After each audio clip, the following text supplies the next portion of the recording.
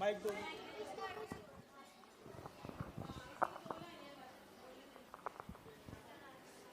मोअज़्ज़िज़ सदर महफिल, असातिज़े किराम, प्यारी बहनों और भाइयों, अस्सलामु अलैकुम।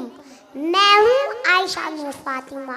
आज मैं अपने अदारे अब्दुल्ला पब्लिक हाई स्कूल की नुमाइंदगी करते हुए अपने असातिज़े किराम और बिलखसूस सर मुस्तफ़ा साहिब की बेहद मशकूर हूँ, जिन्होंने मुझे इस अजीम प्लेटफॉर्म पर खड़े होकर उन मासूम बच्चों की आवाज़ बनने का मौका दिया जिन्हें लोग कांच के बच्चे कहकर पुकारते हैं।